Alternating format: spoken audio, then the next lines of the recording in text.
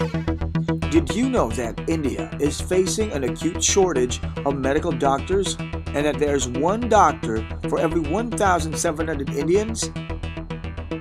The latest Planning Commission report says that India needs 600,000 doctors and medical practitioners. In the coming years, and as the population grows, India still needs more doctors and medical professionals. The means to pursue medical education in India are limited. Every year, over 1 million students in India apply for admission to a handful of seats in the field of medicine. This creates a severe seat crunch, and the admission to medical colleges is not through selection, but through elimination. This makes it extremely difficult for the aspiring students who dream of pursuing a profession in medicine. Lacking the opportunities and considering the financial barriers, students refrain from pursuing their dream of becoming medical practitioners and opt for other courses. The Philippines is a tropical country with a disease pattern similar to that of India.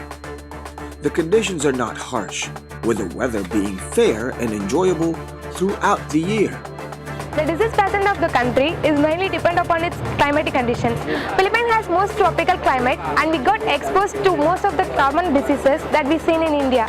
Unlike my peers getting graduated from other countries like Georgia, Ukraine and Russia, we shall not be facing any problem when practicing back in India because I am already equipped on how to deal with these cases. People in the Philippines are warm and inviting. Though it is a melting pot of culture, people don't seem to have a problem with a difference of religion, race, and nationality. This open environment helps the immigrants and tourists to adjust and call the Philippines home. The Philippines is one of the safest places in the world, and the living conditions are really good and it's really easy. And I like it that you're surrounded with people from all around the world, so you don't get the feeling of being in a strange place. Filipinos are the friendliest, most approachable people you can find. It makes life adjusting to this place a lot easier, and I thank them for that. The Philippines, being under the colonial influence of Spain and the US, has the most innovative curriculums following the American education system. The medical curriculum is comprehensively designed, focusing more on the new mandates for medical education, with early clinical integration and emphasis on interactive learning process. The subject is the same. The only difference is how the subject is implemented. I think the biggest plus point for the Philippines is that they follow the American education system, while the others follow the British education system. The American education system teaches the students how to think out of the box, and so allows them to create their own opinion about the world. The classroom atmosphere is created in such a way that it inculcates and creates interest among the students on the subject. The lectures are made lively with the help of audiovisual aids, using interactive teaching techniques. Rather than just the formal lecture, students are encouraged to participate in classroom discussions. The classroom atmosphere is very lively. During the first year of medicine, we were given clinical cases for us to present on. Though it was really scary at the start, it actually helps you in the overall development. We got to work in teams and correlate what you have learned in theory to a clinical setting. I still remember our first case in biochemistry on diabetic ketoacidosis. We were given a set of symptoms and we were asked to present it. It took us a couple of days to figure out the diagnosis. We had to scroll through the whole book of Harper's and do our own research. Working online in teams, what we learned is nothing compared to what we presented. Thank God the lectures are made lively with the help of visual aids and three-dimensional models. They help you understand the concept better. Just memorizing for the sake of memorizing is honestly really pointless. Not with the complex nature of human body and its hundreds and thousands of diseases. Unlike most traditional systems, research is incorporated into the curriculum and made mandatory for every student. The students are encouraged to choose a topic of their choice, going beyond the knowledge attained from books. The students are guided in every step of this process and are given access to all the facilities they need. This even gives students the opportunity to get their research papers published in well-renowned journals alongside famous scientists, which is an achievement for a medical student. It's mandatory for us to conduct and submit a research paper in each subject. With this comes great pressure, but it actually helps us a lot, introducing us to this constantly evolving world with new things discovered each day. This helps broaden our minds, but it also helps build our resumes. So it's all in one package. We become healthcare providers, researchers, educators, learners, social mediators, and finally, managers. And this is all possible because of the help of some of the best mentors I've ever met. The student assessment is designed in such a way that the overall performance of the student is assessed. The students are graded according to a set of criteria that allot separate marks for class standing and presentations, and not merely the exam marks like in India. The pattern of exams are actually quite incredible, Apart from your daily quizzes, seat works, and your activities, you have a series of exams. You have prelim, midterms, your pre-finals, and then your finals. It's better than piling up all the topics and studying it at the end of the year. You're given an opportunity to improve yourself in your other exams as well. The exam pattern is mostly objective, so you have to study on the whole concept, not just to rely on the previous questions or guidebooks, which I usually hear from my friends doing medicine in India. It's actually good to know that the books like Gray's Anatomy, Boron's Physiology, Robbins Pathology, Harrison's, which are usually used as reference books by them, are my textbooks here, which I study page to page and line to line. The classes are handled by highly respected practicing physicians, with each of them experts in their field of specialization. The students not only gain theoretical knowledge from them, but also an opportunity to gain clinical knowledge which their professors share by correlating theory with the clinical aspects seen in their patients. It's actually really amazing to know that the doctors who come to visit our classes are known to be the best in their fields. It really motivates us because we know that they really know what they're talking about and they're really good at it too. And as I sit in class and I listen, it's really motivational because I just sit there and hope that one day I can be just like them. Our lecturers always reminds us that if you have any problem or you have any doubt, you just have to look for them and then talk to them. Their support is really important to us because med school seems crazy sometimes.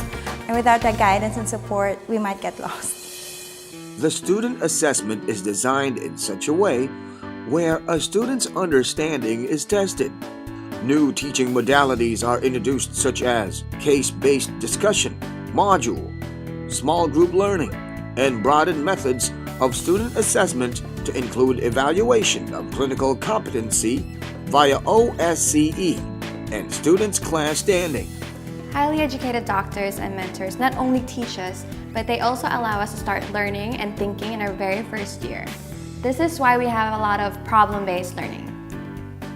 The program's competency is supported and fortified through the presence of different laboratories and equipment. Lectures are held at air-conditioned rooms and modern lecture halls. The schools have complete and modern facilities that include an administrative office, anatomy dissection laboratory, integrated biochemistry, physiology, pathology, microbiology, and parasitology laboratories, and an animal research laboratory. The medical library is fully equipped with thousands of reference books, journals, and online journals. I'm really happy to choose Philippines for pursuing my career in medicine. All your dreams of fancy medical schools, with you doing experiments in your fancy white coat, actually come true here. The schools provide you with all the best infrastructure you could ever imagine of, but this comes with a great responsibility and under great pressure. The students will also have the convenience of having a campus with Wi-Fi connection and computer labs. The schools have up-to-date and efficient medicine curriculum. Medical devices used in real hospital setups are provided so that once the students start training, they are ready and able to use all they need to render the best medical care. Cadavers and preserved human components are even provided to enhance their studies. These cadavers are bought and preserved by the school to maximize learning and quality education.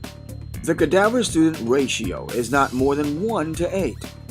As the student is then exposed to medical practice, the school has formulated a system of learning in which students are able to have hands-on experience. This is done under the meticulous guidance of clinical preceptors. Education here is more hands-on. We're given direct access to our patients, and we do procedures under guidance. Deliveries, appendectomies, endoscopies, and colonoscopies. We also get to witness some life-threatening procedures done by our consultants. As a medical student, this is a rare opportunity given to us.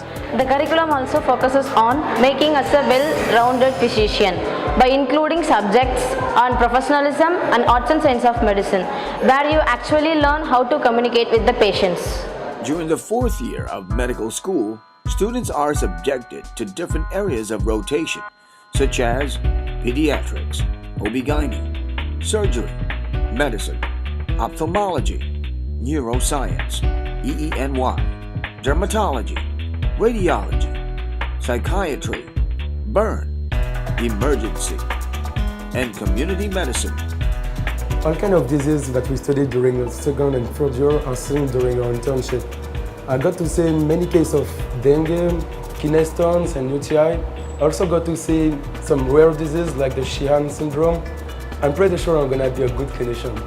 The schools partner with various government and private hospitals with the aim of strengthening the competency of the students for clinical training. Are you really in search of a place with good clinical exposure? I think Philippines is one of the best. In Philippines, the students are exposed not only to base hospitals but also to well-renowned hospitals, both in government and private hospital settings. In private hospitals, we get to observe and see our mentors dealing with a wide range of complicated cases. And in government hospitals, we get exposed to large number of cases wherein we apply our acquired knowledge and enhance our skills, giving us hands-on exposure. The partnership with these hospitals allows the students to practice and hone their skills. The schools ensure that the clinical training component of the students are monitored, met, and taken care of. There are many batches of Indian students the school has produced. The hundreds of competent Indian doctors prove that the Philippines is a great training ground for Indian medical students because both countries share the same climate and disease pattern. The general passing rate of Indians who study in medical schools abroad is around 9%. However, in the Philippines, the passing rate is an astounding 80 to 90%. Graduates of medical schools from the Philippines have topped the Indian National Medical Board exam. All the graduates from the Philippines are always in an upper hand when it comes to the MCI screening test. It is very evident from the pass percentage. The main reason I could say is the clinical exposure we get here in the Philippines. FMG screening test has mainly 2 parts with the second part focused on clinical questions.